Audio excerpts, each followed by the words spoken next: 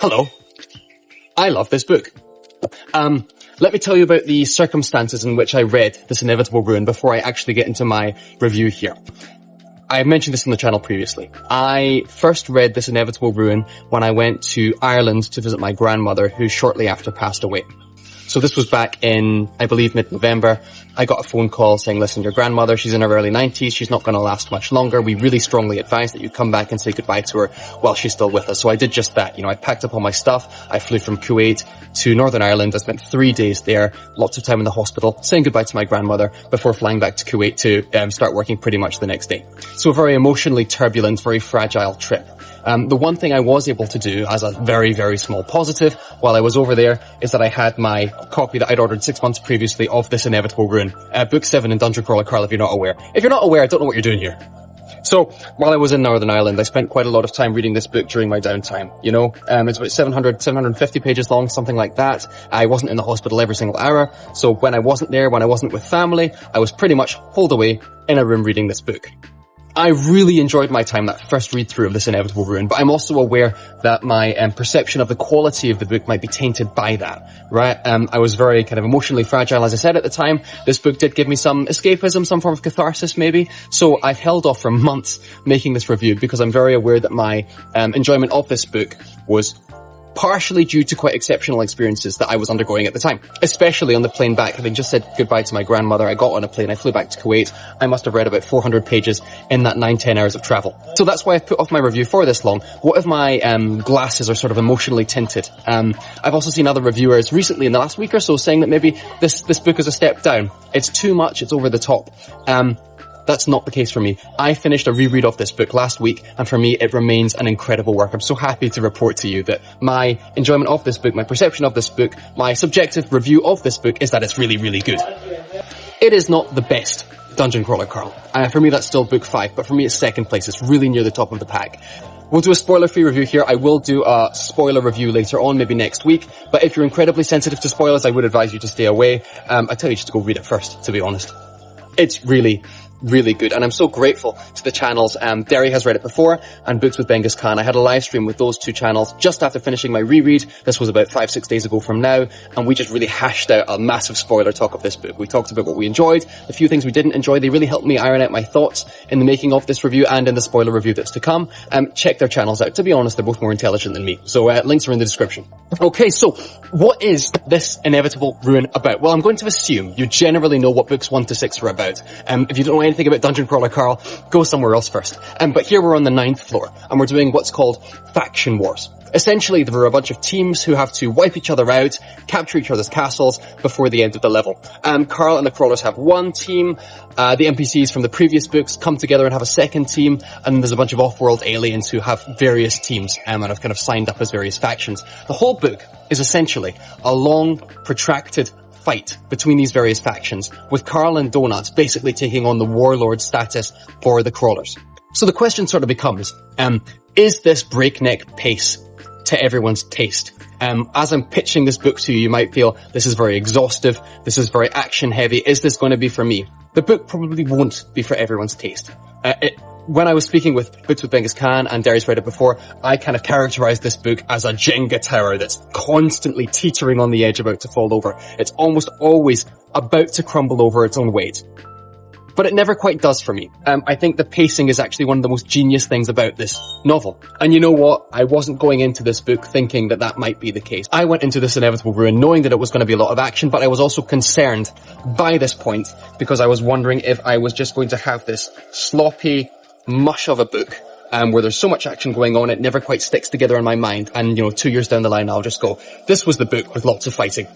And there is precedence for this, in other books. I'm a huge Jim Butcher fan, the Dresden Files Battleground, book 17 of the Dresden Files, I believe. That book has the same problem. That book is basically a big long fight scene, and I read that book 4 years ago, and I remember a couple of key points, but the narrative is just sort of this big mush in my mind.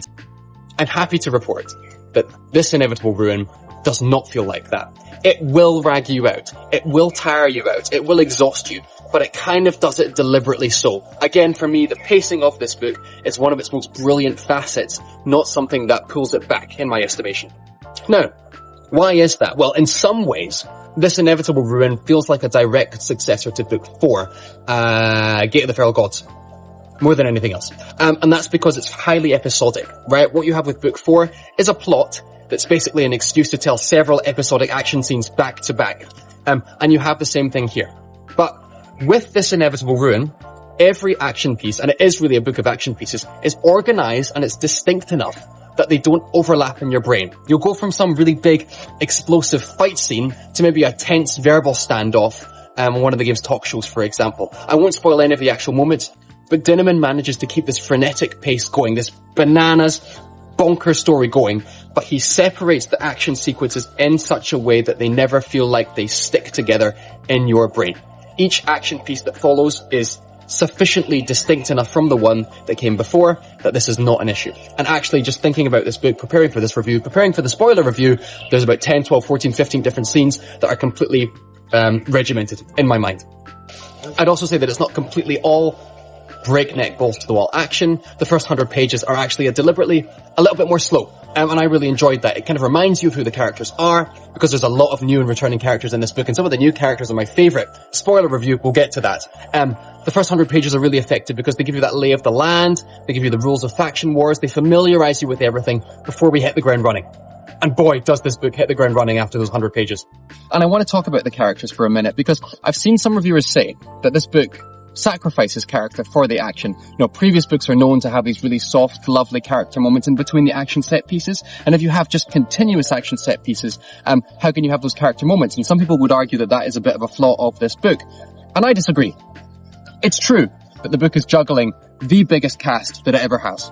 And it's true that the book does not really slow down very often. It does sometimes, but not as often as previous books.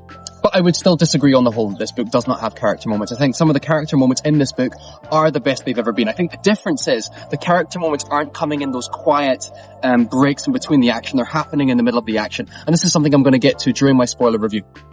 Dinniman, it's true, rarely ever wants to let that pace go. So what he does instead is the moments when the characters are angry and sad and tense and working things out, they are happening in the middle of the action. They are happening when things are going on and there is war and there is violence and there is death. And Dinniman never lets that pace go, but he still pauses just for a second to show you how the characters are feeling and interacting with that moment. He just keeps the pace going at the same time. He doesn't allow the characters to stop and reflect on those feelings, because that is not true to what war is like. You know, sometimes bad things will happen and we don't have time to deal with them. We have to keep moving if we're going to survive. And I've also seen people say that too much of the action of this book is happening off stage, right? I've also seen some people saying that too much of the action of this book is kind of happening off the page, off stage. And there is some truth to that. You know, there is the Carl walkie-talkie effect where he's kind of saying, Donut, what's happening? Katya, what's happening? Etc., etc. And we're kind of getting that fed in from somewhere else in the story. There is a genuine criticism to be had there, but I would say at the same time that criticism has existed since the start of the series, or certainly since the cast started to open up in Book 3. The ending of Book 5, and Book 5 is heralded by many as the best book in the series. I would agree it's the best book in the series. That book is completely guilty of Carl walkie-talkie syndrome. The climax of Book 5 is basically Carl in the middle of a banquet, asking people what's going on. And I love it for that. But you can't argue that this criticism is something new. It's been there since at least Book 3. Another interesting thing about this book is its sense of humour. Again, I've seen some people saying that it might be going a bit too far in its humour. Again, I don't think so. I think what's happening here is this is Matt Dinniman at his wildest and most unrestrained. There are moments in this book where I just think, how did we get here from Book 1? There is so much going on the page. So much of it is borderline cartoonish and mental, at the same time dark and gory, at the same time enormously emotionally rewarding. And it's all happening at the same time. And I think that's true of the sense of humour as well, because the sense of humour is so tied into the plot and the AI and the characters on the page. So of course the humour is going to seem even more extreme than books previously, because the scope of the series is just so much wider. And what's happening in each scene is so much more bonkers than what was happening in Book 1, which was already a pretty bananas book. And you know, another thing I really like about this book is how much we get to see the surrounding universe, right? I mean, that surrounding universe has always been there. We've always kind of caught hints of it, and that expansion has gradually started to happen, where we see more and more of the factions outside of the dungeon, the various races outside of the dungeon. But now it feels, and this was true of Book 6 as well, that things are really begin to teeter on the edge of breaking down. And this is not a spoiler because it's been there in previous books. Things feel like they're on an absolute knife edge to the point that I wonder how we can continue as we're going right now. Surely at some point, book 8, book 9, book 10, if we get it, there will be a moment like Harry Potter and the Deathly Hallows, or like Catching Fire, the second book of the Hunger Games series. Surely there's some point at which this cannot continue as it is going, because things are so close to breaking down throughout this book. I'm deeply curious to see how Dinniman is going to progress this story, which feels incredibly fragile and turbulent, even more so than in previous books. I'm really looking forward to that, actually. Do I have some minor gripes? Yes, I do. It's not all sunshine and rainbows and explosions. I think there are moments in the actual writing where I felt like maybe the writing could have used one more pass through. There's actually a moment about halfway through the book where Carl says something along the lines of, should I describe this to you? No, I'm not going to describe this to you. I'm like, oh, come on, man. Show me. And you could call that a writing tick, but for me, it kind of wound me up a little bit. My main criticism of this book is its ending. And I'm going to get to this in the spoiler review. I was left wanting a little bit more. However, on the whole, this book has killed me twice. On the first pass through and the second pass through, I have enjoyed myself so much. The first time for more kind of emotional, cathartic reasons, the second time just for sheer love of the story. All of the gripes I have, that I'll get to maybe in the next video, are quite minor compared to the sheer enjoyment that I had with this book and with the series as a whole. And you know what? I've read it twice now. I'm really struggling not to go straight back to book 1 and read it a third time through. I've got other things to do, but that is an ongoing temptation in my mind. You know, Dungeon Crawler Carl has exploded in popularity in the last year or two, almost to the point that it's almost become a joke. You know, you have booktubers holding up their copy of Dungeon Crawler Carl and say, this is what I'm going to read next, I'm so original. And the joke that Dungeon Crawler Carl is popular has itself become a bit of a joke. This book came out of nowhere. No one had heard of this about 2 years ago, or very few people had, and now it's all over the place. Dungeon Crawler Carl and Sun Eater both. But for me, at least in the case of Dungeon Crawler Carl, I've not read Sun Eater yet, there is validity to the praise. It is simply really good. And that's not, I'm happy to say, just an emotional reaction based on how I was reading that book at the time. For me, This Inevitable Ruin is top tier Dungeon Crawler Carl. It is. It's one of my favourites. Read it, listen to it, come talk to me about it. Credit, as always, to Jeff Hayes for his amazing narration. Jeff Hayes, Andrea Parsnow, who narrates The Wandering Inn, and the man who narrates Someone Pacey, the first Law books. He gets a lot of praise as well. Those three are kind of the holy trinity of narration, and Jeff Hayes absolutely deserves to be in that three. His voice work is incredible. The level of post-production he puts into this stuff, and I believe he does it all by himself, I could be mistaken there, is phenomenal.